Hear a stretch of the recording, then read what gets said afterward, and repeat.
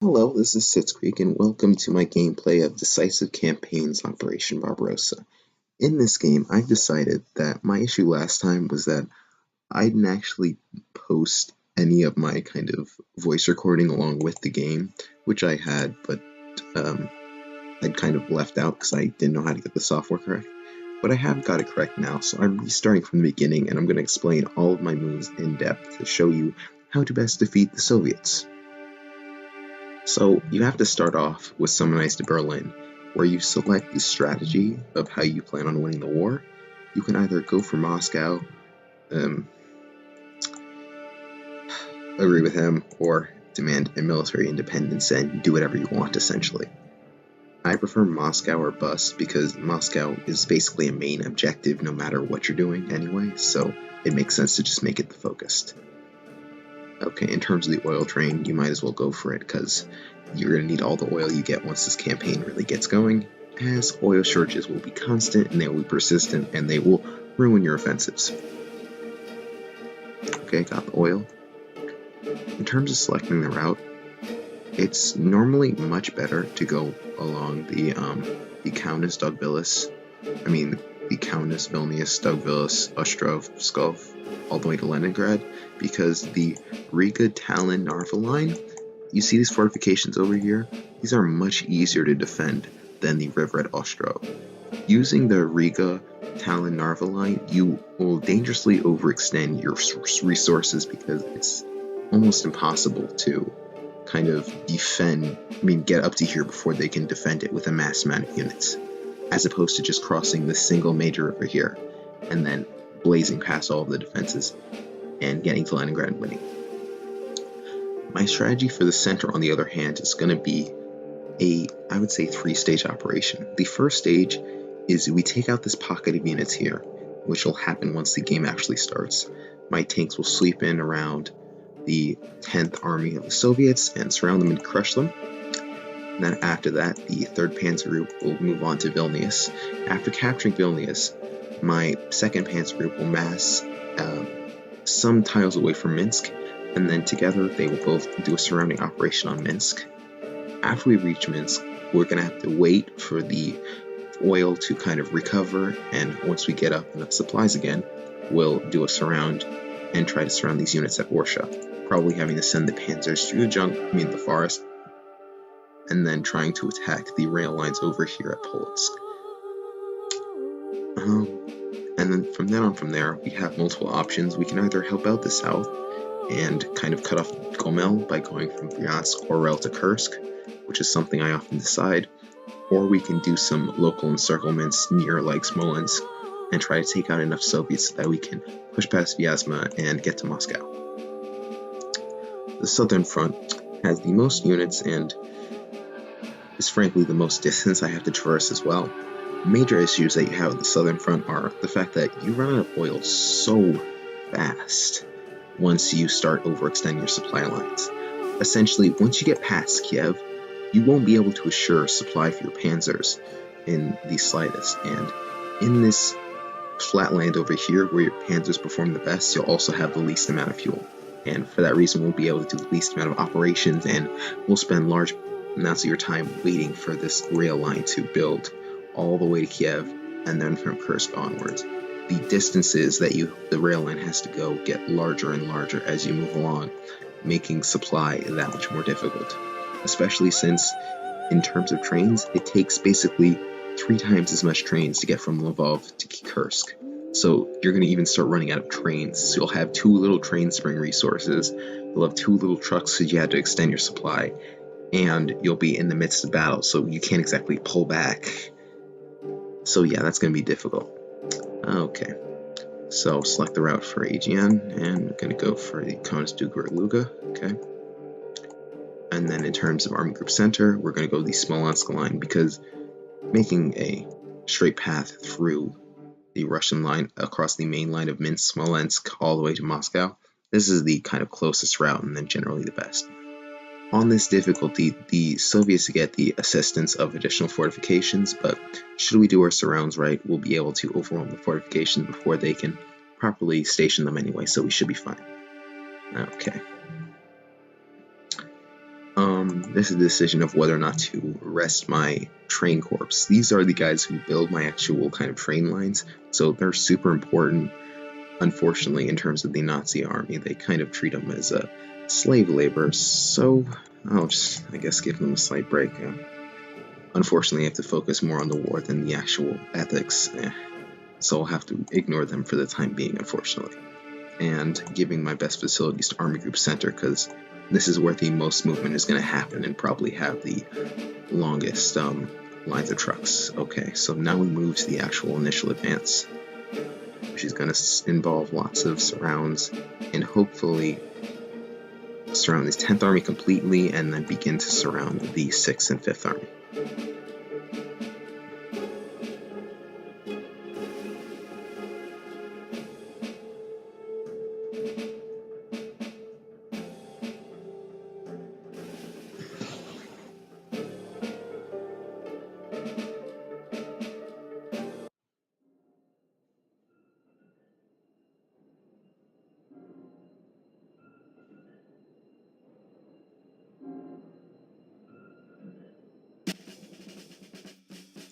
Okay, and we're back.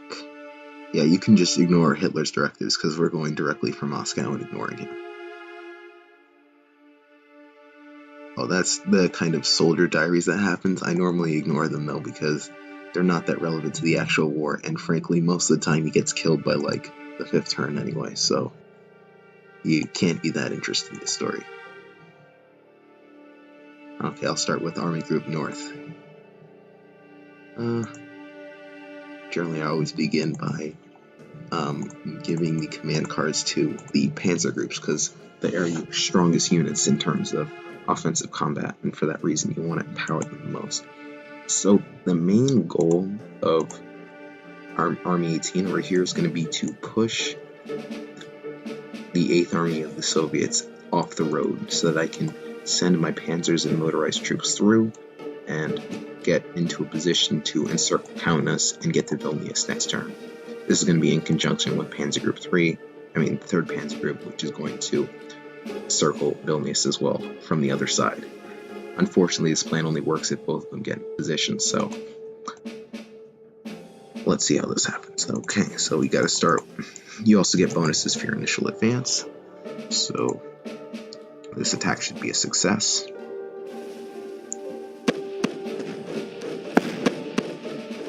Even if you do take some slight casualties. Unfortunately, you have to ignore them for the time being, as we are unfortunately fighting a war. So,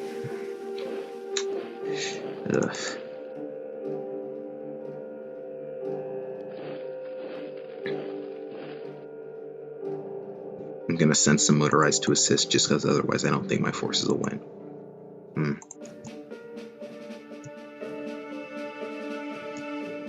Okay, I'll have a tank assist as well. Yeah, as you can see here, these guys got smashed. Because the more fronts you attack from, the more damage you do. It's kind of a multiplicative effect. Okay. Now I'm going to try to force these guys out the way. Actually, I think I need a little bit more than that.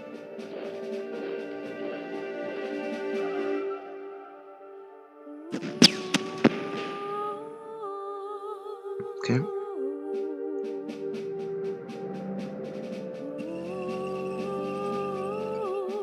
The North has supply issues too as time goes along in terms of refueling your panzers, but they're generally not as bad as long as you are keeping the rail line being built consistently. As you can see now, I'm almost already in position to start encircling Vilnius, and because I cannot send panzer groups across theaters, and that might hurt me later on, but I'll figure out some other plan. Okay.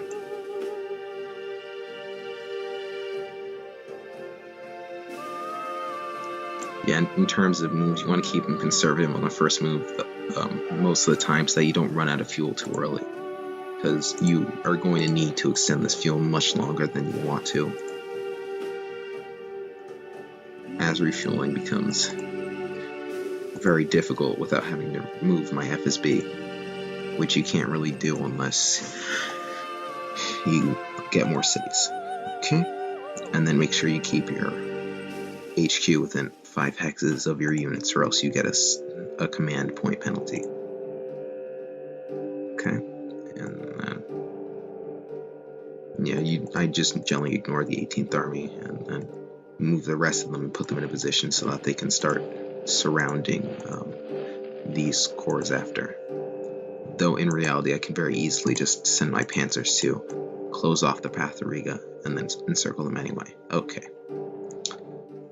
In the central front, oh wait, no, I complete these moves first. The 16th Army does a lot of work in terms of just having to fight through most of the infantry divisions that stay in the way.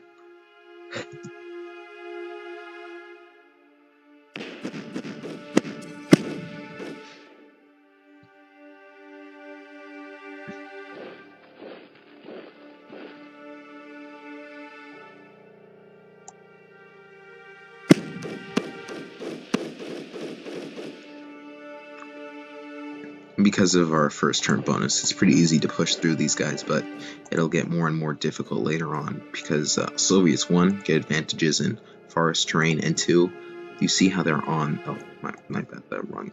You see their combat stance here, they're on an offensive stance, but as they go to neutral, which gives them no defensive penalties, and then defensive, they get even more defensive penalties, and I'll slowly start to take more and more casualties as time goes along.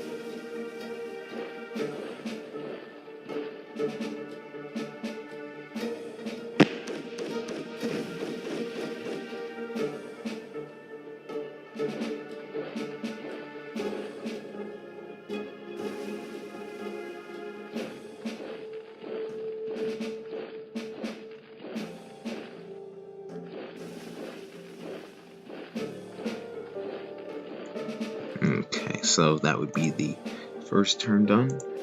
I can, if I want to, assign artillery to them, and I'll assign them to the 6. Actually, you can assign them to individual units or complete armies, but that dilutes the bonus if you assign them to an entire army, so I'm just going to assign it to my 30th Infantry Division.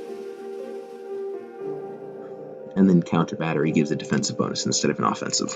Okay. In terms of these units, the most important part is setting up the encirclement that I'll be doing later.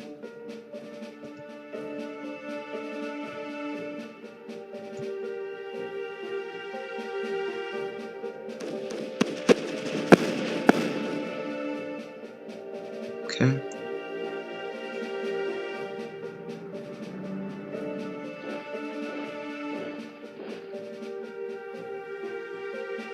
Yeah, just that small advance allows me to basically get entirely behind the Russian armies and form a massive breakthrough. Okay.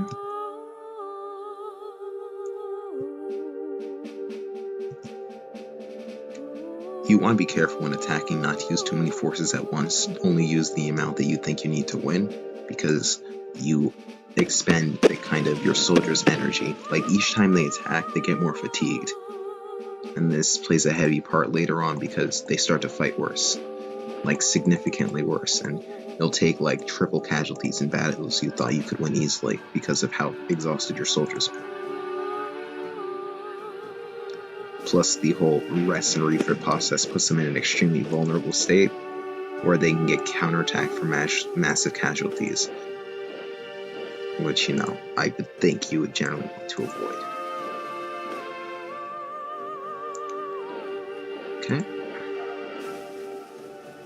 On the first turn, you'd also want to generally encircle Brest-Litovsk, so you can conquer the next turn and start remaking your rail lines, because they're a different gauge the Russian lines are than yours, and keep the advance going. Okay.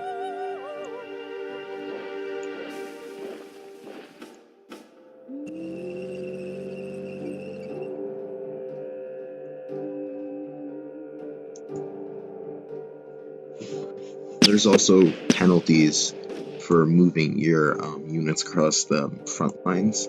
I mean, like, this is the center front, this is the southern front, that's the northern front. and each of these armies have to stay in their assigned front or you get punished.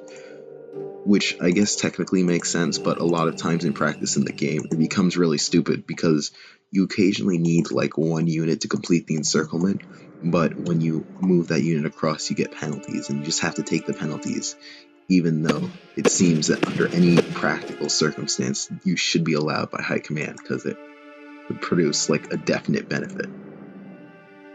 But you know, whatever. The game can't be perfect.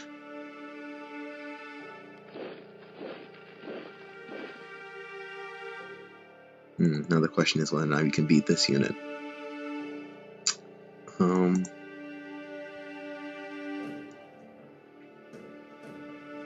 With 85, actually I don't think it can. Let me just give it some more panzer support. Though unfortunately its panzers now can't do anything else except attack this.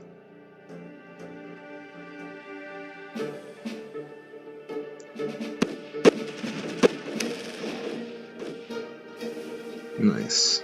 Okay.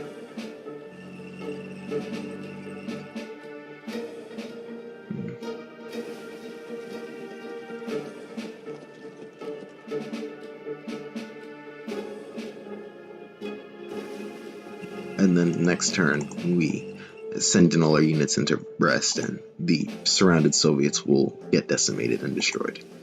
Okay. So getting this forest tile here will effectively complete the encirclement when units from the 3rd Panzer come around and close it. Okay.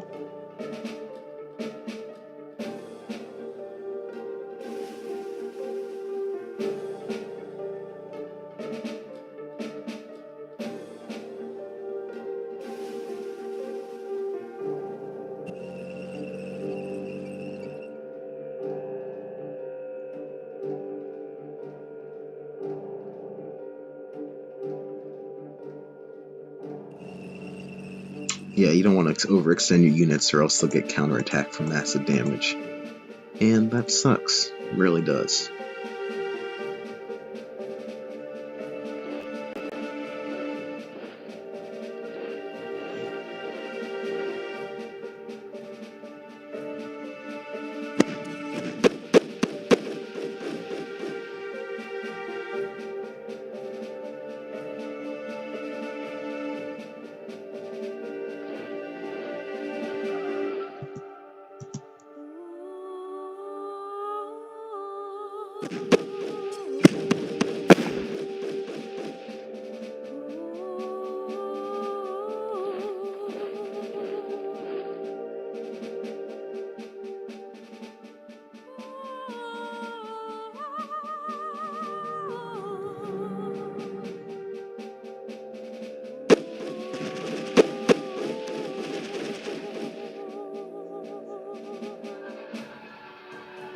Okay, and the encirclement is complete.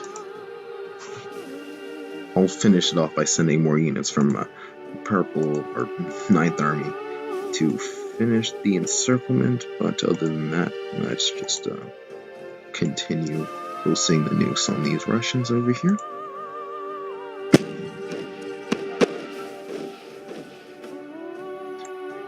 The Russian troops in the forest are ones you always want to be scared of because the bonuses they get to defense are frankly massive.